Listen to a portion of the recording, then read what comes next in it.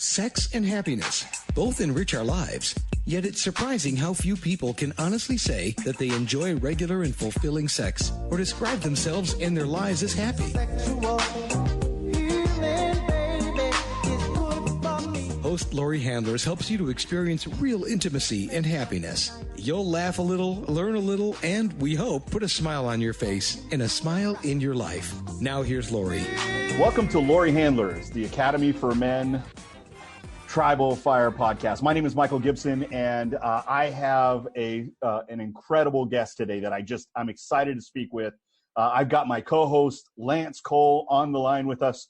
Lance is also going to be bringing the joy and the peace and the fun to the podcast. But first of all, I want to introduce you to just an incredible man in the world today. He is an author. He's written an incredible book called The Conscious Cock. You can find him on Facebook. You can find him on Instagram. You can find him all over the place. He is a sex educator, and he's also someone who is very for the growing and the expansion of masculinity in a very healthy and sacred form. Please help me welcome Christopher Lovestone to the party. Welcome. That's quite an intro there, Mike. I got to say, lovely to be introduced like that. Well, welcome to the Academy for Men. I appreciate you coming in.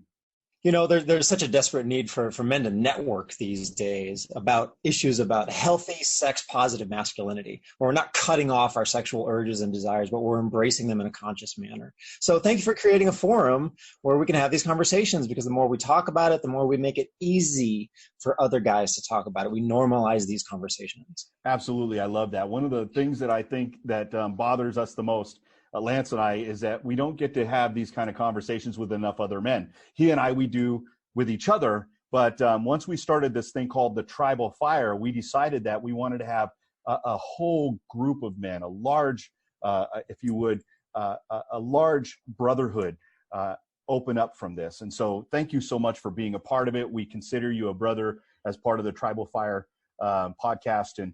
And we're looking forward to finding out a whole bunch about you today.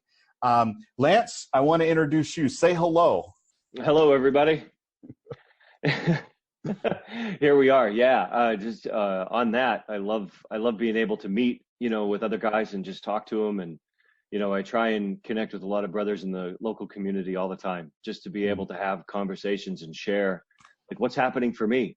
It's like for so long as men, we keep our lives so private and so tight. And it's like, what's happening in my life is mine and no one else can have it. And, I'm in competition and I can't share, my sexual, experiences with anybody, or, what's happening for me in my love life. It's, it's between me and my partner. And, I find now that I'm sharing and that I'm opening up to all this stuff and creating these spaces, that other guys they're meeting me there. And the experiences are similar that they're going through. And it's super great. So great. That's fantastic. With your book that's coming out or that's out, Christopher, is amazing. It's so good. So good. Honestly, I wish I would have gotten it about a week earlier because that would have been great. Look, just the content, like the table of contents is like, wow, man, this is a book worth reading. And I'm so grateful to have a copy of it. Thank you so much for sending that. Let's get started. Christopher, tell us a little bit. By the way, we kind of met because you and I are speakers. We're going to be speakers coming up in November for something called the Tantra Festival in Mexico. I think it's the first major Tantra festival ever in Mexico. And wow, what a blessing it is to be able to be there and speak with you. But tell us a little bit about yourself, maybe kind of where you came from and how you came to this place. And tell us a little bit about your book and what inspired you to write that book. Man, I was going to be a medical doctor, or a therapist or relationship counselor. But I spent years working in various facilities like halfway homes, and we did foster care when I was a child. Children who were abused by their parents would come through. Mental health facilities, reproductive health facilities, women's health facilities, general practitioners, like primary care. I did 3 or 4 years deep dive shadowing so many different care providers. And, the whole third-party billing thing, doctors only getting 5 minutes with their clients, and all these problems that I saw that people were presenting were being pathologized. They were being medicated and stuff like that. And there were so many issues that people were having that they just weren't leaving with a deep, meaningful, lifelong change, right? The symptoms were being managed, but they weren't actually being cured. And I just rejected that. I said, I'm not going to go into medical school. I'm going to go find my own way. What is my unique gift to the world? And that then brings me to say that, when I was growing up, I lived through so many divorces during my childhood, 6 of them. And I got to see how people were horrible to each other. I got to see all the ways that people were abusive and harassing and would just miss each other, ships passing in the night. And I just, as a young child, became the moderator and the go-between and learned how to have empathy and good communication skills from a young age. So fast forward to now, I left the United States and a lot of the insanity that was happening with the economy and politics and school shootings and police shootings and stuff like that. And and the medical school, all this, I just said, screw the whole thing. I got to go find my way in the world. What is that going to be? And I literally bought a sailboat with my wife. We didn't know how to sail, but we put our stuff in storage and sold the rest of it. And we literally sailed away in search of our future.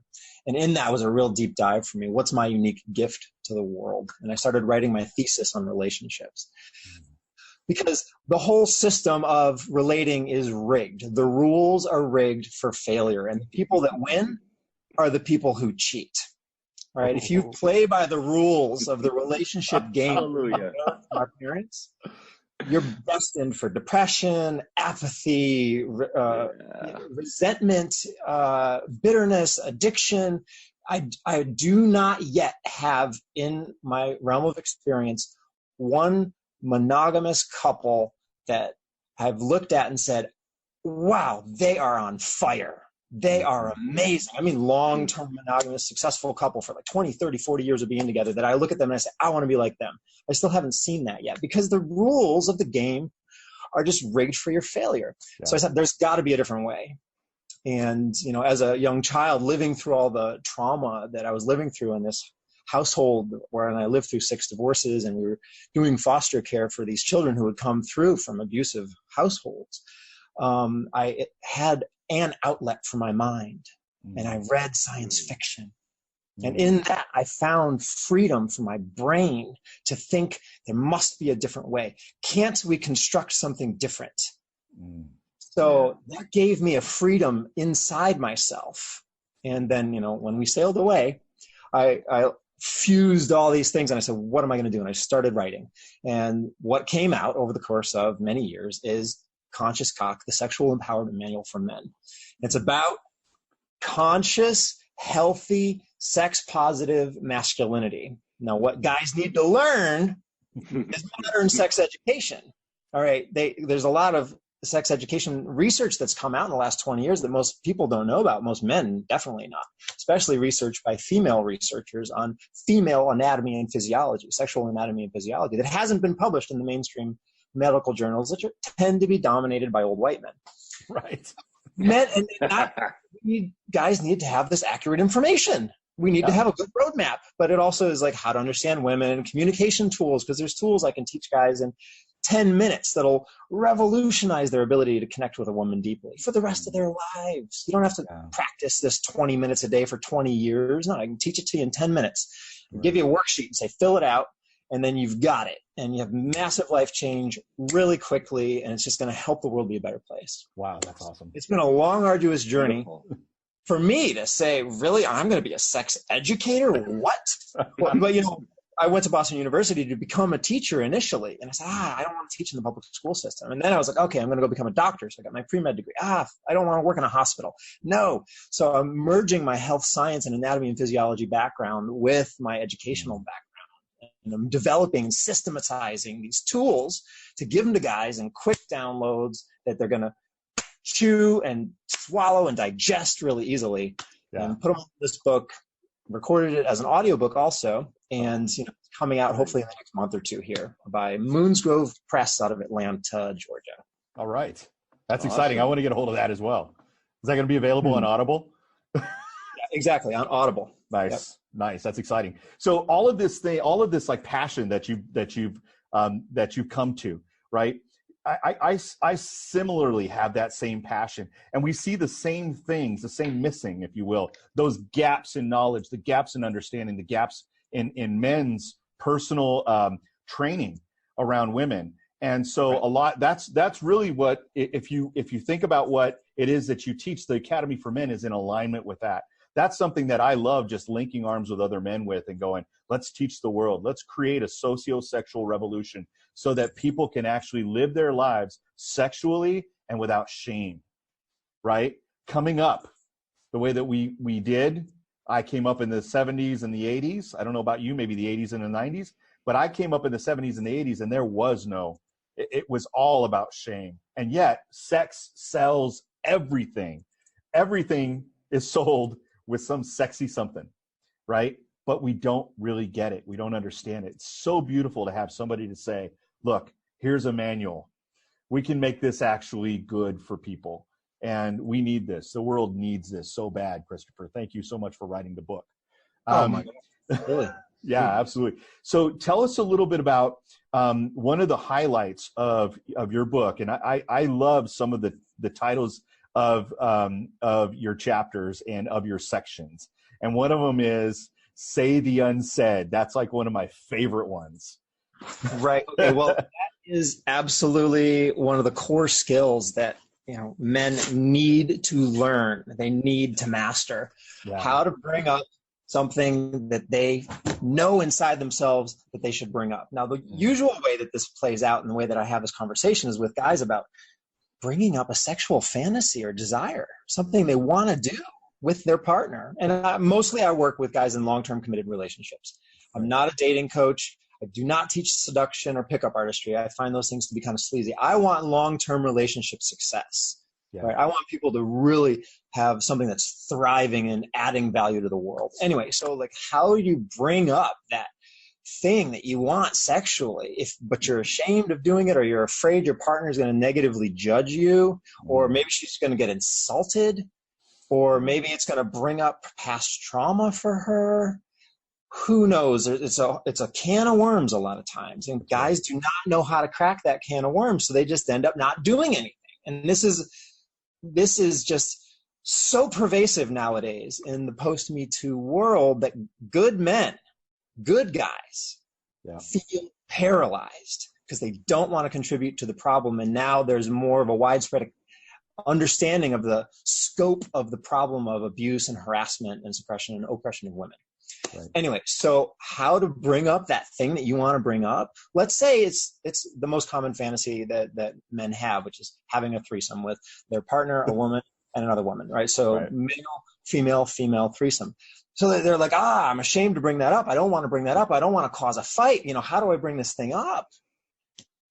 Well, we can systematize that. We can work out a way for you to have a script, even if that script is just in your mind. It's not that hard, but if you've never had anybody show you how to do it, you don't know how to do it. Right. But it also could be maybe there's something that you did in your past that you want to come clean about. Maybe it could be, I saw my ex last week and I had a cup of coffee with her. And you're like, that shouldn't be hard because we're not interested in each other anymore, but we wanted to have a conversation and say hi, but that feels weird and icky. Or it could be not any challenging, difficult conversation, So what we're talking about here is literally communication tool. It's a communication script or strategy, but people don't take communication classes in college. And if they do, they're studying broadcast and marketing. It's not intrapersonal, intimate communication when things are weird and a little uncomfortable.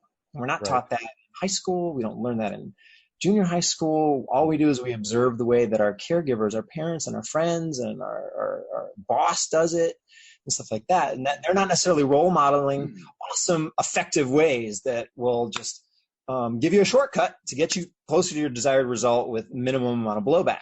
Yeah. And wouldn't it have been nice if mom and dad would have been able to model that for you? But in the most cases, mine included, that wasn't available. I don't know about you, Lance. Have you ever had a situation where you had to you had to bring something up that was tough for you with your beloved? Many. Share, man. All the time. But I've gone through a lot of this, so it's been.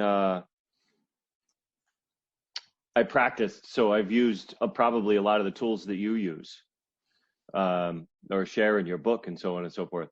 I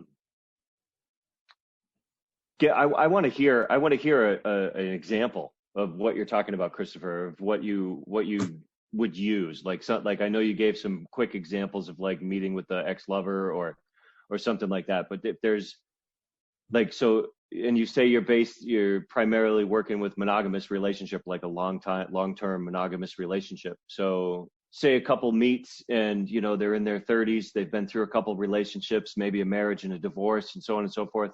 And they're trying to do it different. So they step into this space and they want to come in and they want to get rid of the withholds that they have from previous relationships. And they've done some spiritual journey work and so on and so forth, but they still have these edges that they can't get to with this new partner that they really love and they want to be with for a long time. Can you give us like an example of like how you would approach that kind of a situation with the man in the relationship and give the advice, like what advice would you give him or language? Absolutely. I've got a whole workshop on this called Conscious Relationship Tools that I teach. And there's a second one, which is conscious engagement, which is if you're going to engage with somebody, how do you set a firm foundation for potential growth in the future rather than starting on shaky sand? What about laying some hard, solid cornerstones that can really handle weight in the future? A lot of people, what they love to do is they love to just fall in love and be in that blissful state of free fall. It's like so culturally idolized, like Hollywood films and stuff like that, rom-coms, etc. But the reality of that is that it's easy at the beginning and it gets harder and harder over time. If we flip the script, we rewrite the rules of the game to give you a chance at success. What you have to do is do the hard work at the beginning. And if you do the hard work at the beginning, then what tends to happen is the relationship gets easier and easier over time. So there's so many things that I can share about that. There's just a few things I'll just list right off the top that I highly recommend is enlisting your partner as an ally up front. Said, hey, I really want to have a chance at this being successful long term. I'm not saying we're going to work it out, but I want us to have that chance. Should both choose to want to continue, will you ally with me in going through some awkward conversations at the beginning so that we really make sure that we're on the same page, that there's an overlap of what I want in my life and my future and an overlap with what you want in your life and your future, so that we're choosing this consciously, so that we're clarifying, is this a good idea or not? Or should we design our relationship a little differently? So what I'm advocating here is relationship design. Nice. All right. So that you don't just become boyfriend and girlfriend, or then say, hey, will you marry me? And then suddenly you're engaged. And then there's all this host of assumptions that maybe I have about what that means to be a boyfriend and what it means for my partner to be my girlfriend. But maybe her assumptions about those roles are completely different also. And then you get these two people with varying assumptions battling it out, never having made any agreements with each other. Right. So I advocate sharing your complete sexual history with each other. Every sexual encounter that you can remember, explain, and answering any and all questions. And that may take time. And I did that with my partner, who's now my wife. We've been together for 15 years, and our relationship gets hotter and hotter. So we have the long-term success that I was hoping for because we went through the work of having the hard conversations at the beginning. And when I was in college, when I was a young man, I didn't know how to navigate relationships with integrity yet. And I lied in order to be able to have multiple dating relationships, multiple sexual partners, and that I broke people's hearts by doing that. And, I had to own that to my now wife. And I said, let's share our complete sexual histories with each other. So you know everything about me, you know where I came from, so you know who I am now. Yeah. Took off the mask. I'm not playing nicey nice. I'm not trying to make you like me by acting that I'm better than I am. I'm not trying to make myself come out looking good. I'm just showing you the reality of me. Here I am. So I'm talking about authenticity and transparency and integrity. So there's ways to bring that up, which can help make it easier. One of them is writing it down on a piece of paper and having that piece of paper in your hands. And you might even be shaking because you're terrified to bring it up, but literally having a piece of paper in your hands can help you overcome that fear and actually get the words out. Just, can you bear with me? I'm scared to bring this up. I've never brought this up before, but I really want you to see that I want us to have a relationship of honesty. So I'm willing to take this chance that you're going to not like me after saying this, but like, well, just hear me out. Yeah. And then, so you share your fears about sharing the thing that you want to share. I'm afraid of telling you this thing because I'm afraid you might not like me. I'm afraid you might storm off like you did the last time we had an argument, or I'm afraid whatever. You share your fears. And what that tends to do is put them in a place of empathy for you. If they care about you and you're sharing things that you're afraid of, they tends, generally speaking, to make them say, oh, my honey's afraid. I don't want him to be afraid. And if you're naming a bad behavior that they have, like, I'm afraid you're just going to like go crazy on me, rip shit, and just like eviscerate me like you did last time. If you name their bad behavior, and then if they do that bad behavior, they're proving that you were right. So it tends to reduce the probability of them doing that bad behavior in advance. So you're putting them in a place of empathy, hopefully. And if there's a bad behavior, you're naming it, calling it out, which tends to suppress it, which makes them more receptive to you. And then offer them, ideas about how things could go well if they received the information well. Like, I hope that by me telling you this, that you're going to see that I really want a relationship of honesty where we can tell each other everything truthfully and just, let the chips fall where they may. And then tell them the thing that you're afraid of. Like, I had X number of partners, or I blah, blah, blah. Yeah. And just, and then ask, have a conversation about it.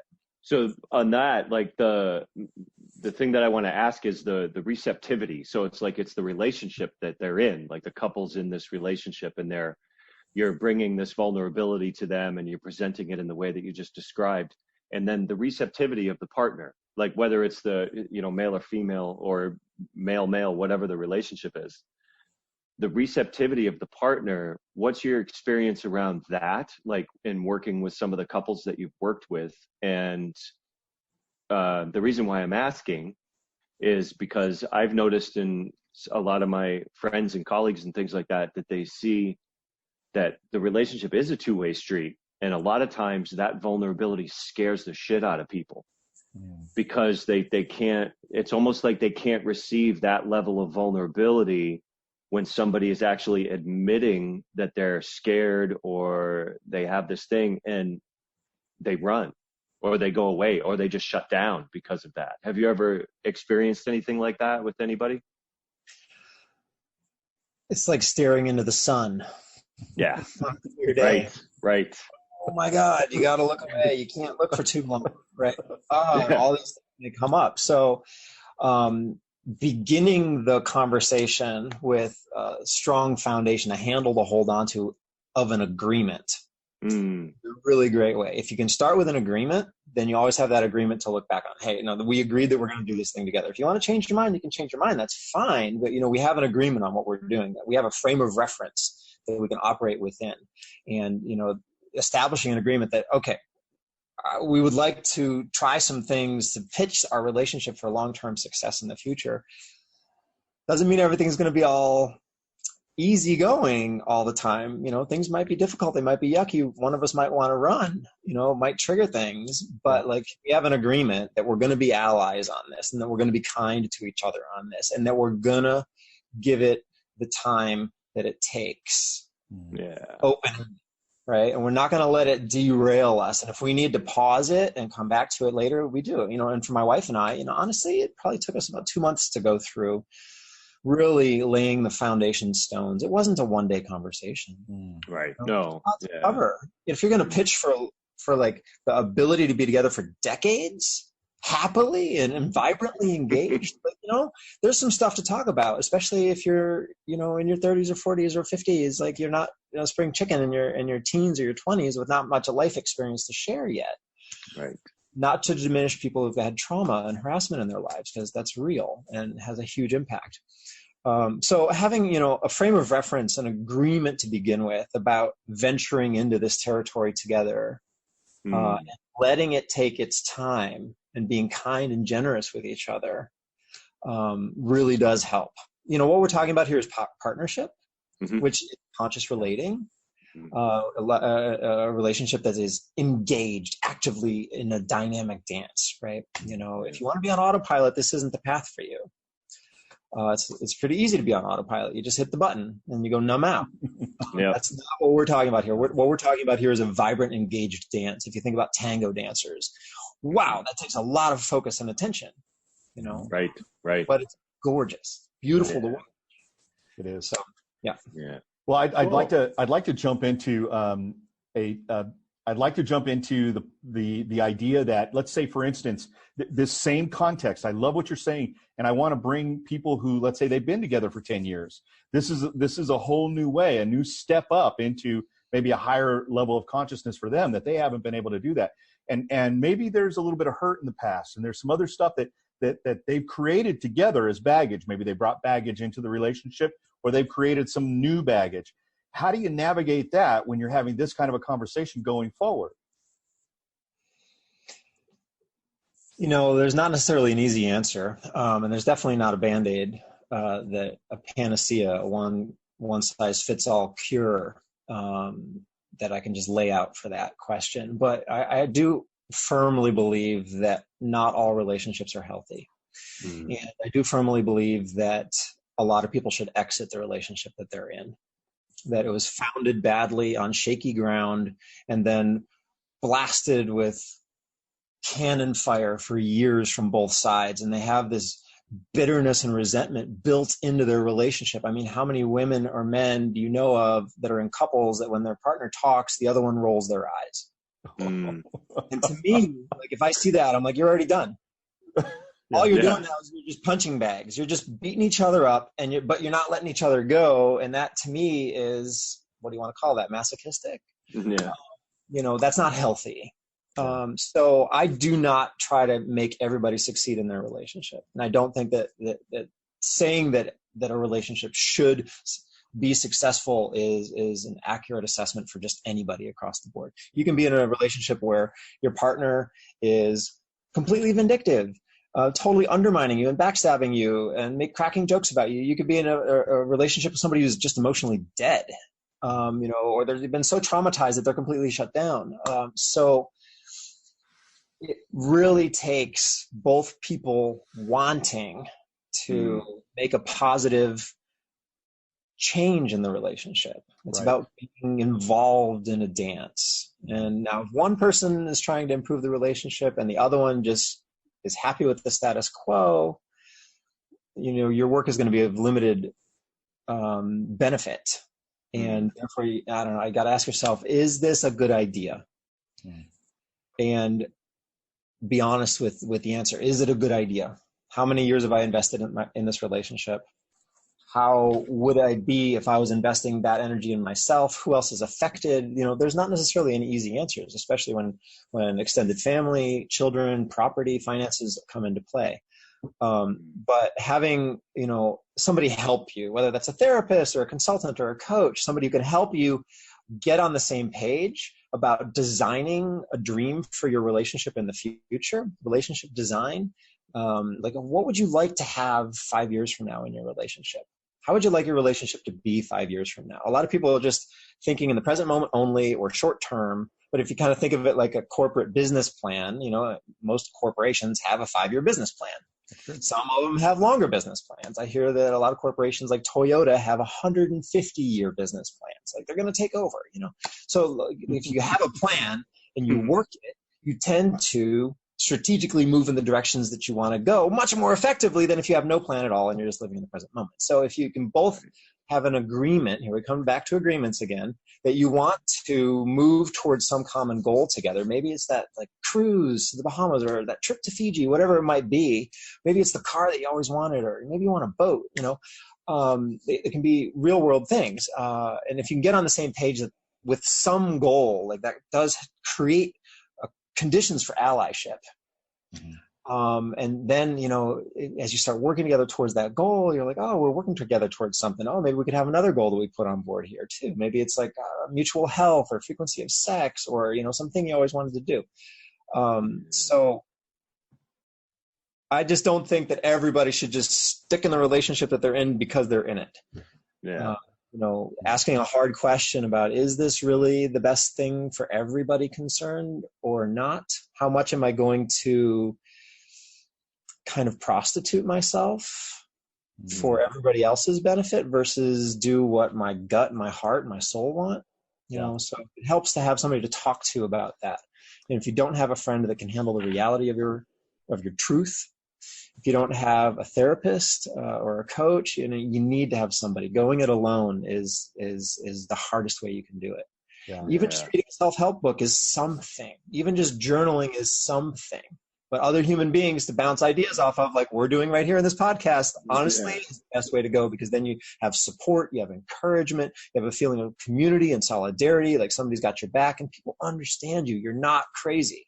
That's exactly it. Yeah. I think one of the things that you're touching on right now happens to be probably one of the biggest things that Lance and I, we advocate for, and that is to have a tribe of brothers that you can actually ping off of, and also share the load with, right? And so it's much easier if you got somebody who can bear that load with you, or it can actually give you great advice, or maybe even challenge you to maybe the way you're thinking is not so advantageous or beneficial to your own relationship, and it's actually harmful to you.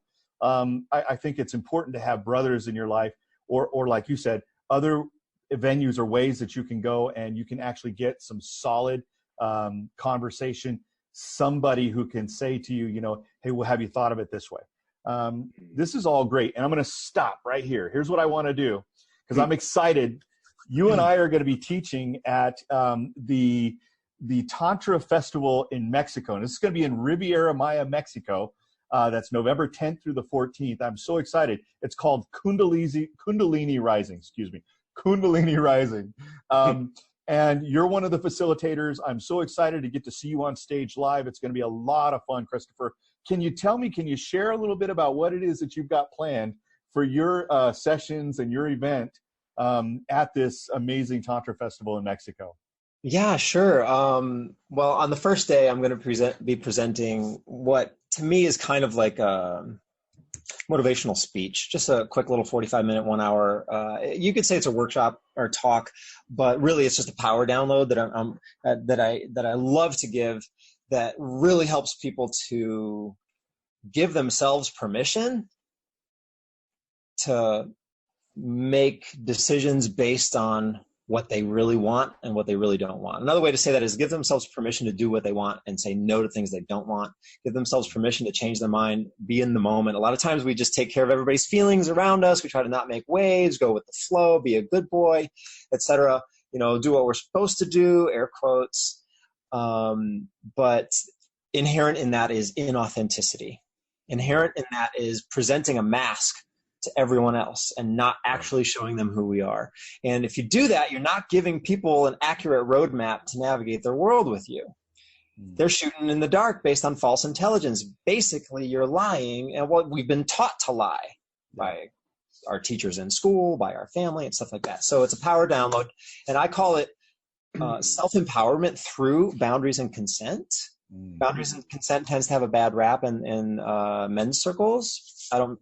Locker room talk, stuff like that. Oh, consent. Oh, you're talking about a woman and sexual advances. No, I'm talking about, do you want to do this thing or not? Are you just saying yes to those mashed potatoes because your mom's already sticking the spoonful of them on your plate at Thanksgiving? Like, no, I don't really want the mashed potatoes. But if you can't get the words out of your mouth, you're not actually drawing a boundary. You're not actually consenting to it. You're letting her think it's okay, which isn't giving her the information she needs to actually interact with who you really are. So you end up hiding in your own life. So that's the first day. And then I'm designing a workshop specifically for men only that's going to be a quick distillation of the concept in my book, Conscious Cock. Like a 1 hour, 1.5 hour workshop. And then we're going to be doing, I don't know, Mike, maybe you and I are going to be doing this together. A few of the male facilitators are going to be getting together to do a specific men's workshop. We're going to circle up, and we're going to design that together, probably on site during the facilitator meetings. So that is just like the women are going to get together and have their women's you could call it retreat or workshop or time. And we're going to have a separate section for the men. So we get our juices flowing. We get grounded. We ground each other. We connect, we network, and we're presenting a really grounded masculine front. And then on the last day of the festival, which is the one that's the hottest day, we're talking tantra, like not modern neo-tantra, which is a really sexy, sensual exploration. People are leaning into their edges and boundaries. What are their erotic edges? Do they want to play with this person that they just met? What do they want to do? How could that look? What do we do here? So I've been invited to do some more overtly sexual workshop. And with that, I think I'm going to be doing something for men. I'm still designing it, about cock health. Okay. A lot of men, as we age, we get into our 50s. When we stop urinating, we might drip a couple drops of pee. Pardon me for just getting into it, but the pelvic floor muscles begin to atrophy with age, and that results in softer erections, coming when we don't want to, or the inability to get it up when we want to. Both ends of the spectrum. You can have problems on both ends, whether you want to get it up or you can't get it up. Or you come too quickly, I mean. So there's a cock exercise routine that I've developed, which is a blend of literal musculature strengthening, like weight training. Like you want to build your biceps or your pecs, you go to the gym to do it. Well, we have those same kind of exercises to do for our pelvic floor and our penis. And then also manual exercises that we do with our hands that specifically tone the elasticity of the penis. And if you follow me through thinking anatomically and physiologically, elasticity, penis, it swells with blood when you get an erection. What are we talking about? We're talking about the strength of our erections, having nice, hard erections that are full and satisfying for us and satisfying for our partners. And, increasing the size of our penis also, because one of the things that is really confidence building for a man is to feel like he gets a good, strong erection, he can control when he comes, and he's happy with the size of his member. It's really one of the deepest senses of confidences I've seen in men. And, we have control over that if we do exercises. So I'm thinking about bringing that and offering that because nobody's doing that. And it's one of the most powerful offerings I've seen, in just like a month's worth of practice, you can feel 10 times better about your sexual performance ability. Yeah. Than you did before. Absolutely. You're making me want to buy a plane ticket. I want to go to join us, man. I want to go to that workshop. Yeah. Well, wow. I can tell you, I'm going to be there at that workshop. I'm very excited about that. Yeah. And then the other thing that I want to say is, if anybody is interested, gentlemen, if you've been watching this and this podcast and you're very excited, come down to Mexico. We're going to be in Riviera Maya, Mexico, from November 10th through the 14th. And this is going to be one of the largest Tantra festivals ever in Mexico's history. And so we're very excited about that. We have a whole lot of different presenters there. Christopher's going to be one of them. I'll be there as well presenting along with my beloved Lori Handlers. And so we've got a whole bunch of other people. I want you to take a look. We're going to go ahead and put a link underneath the video so you'll be able to get to it. You can get to it through that link. And please do, if you have any questions, leave a comment or just reach out to us. And by the way, before we go, I just want you to know you can get in touch with Christopher online. You can find him at Conscious Cock, and that's on Facebook. And Christopher, you have a website or anything else you want to share, and maybe an email address? Go ahead and share that with our audience now. Yeah, pardon me. What I would love to share is that, the big problem that I see in the world today, and the one that I want to address the most, is that so many good men feel alienated. And they feel alone and unsupported in their desire to be a part of the solution, and embrace their sexuality in a healthy way. And what I'm doing with Conscious Cock is I'm offering the tools. That is a textbook. It is a manual. It's the kind of a 101 level encyclopedic manual for healthy sex positive masculinity. But then I'm also offering online men's circles where a group of 8 guys gets together every single week. And I facilitate the discussions as we go through the concepts in the book, so that there's a place to bring your questions about your relationship and your questions about your sexuality or your performance ability or your fears or the trauma that you just went through last week when you had a fight with your partner, so that you are have a place where you're experiencing support and encouragement and solidarity and community with other guys. And you get to know each other over time. So if you go to my website, consciouscock.com, you can find out all about the men's circles. And then there's a downloads page where I have a ton of worksheets that you can download and fill out to help you, for example, make some agreements in your relationship rather than just shooting in the dark all the time, or how to say that thing that is unsaid that you need to bring up. Yeah. And then I have a boundaries and consent workshop audio download if you want to listen in your cell phone or on your way to work in the car in the morning. It's like a 45-minute download. So just go to consciouscock.com. You can contact me through there, or download anything from the downloads page, etc. Awesome. Wow. Thank you so much, man. Hey, Lance, did you have any other questions you wanted to ask before we go? No, I think I'm good. Thank you for answering those questions. That was really, really great. Wonderful stuff. And I love the work you're doing in the world. It's so needed, and it's so, God, yeah, just many, many blessings on this journey. And, I'm sure we'll meet again. Definitely.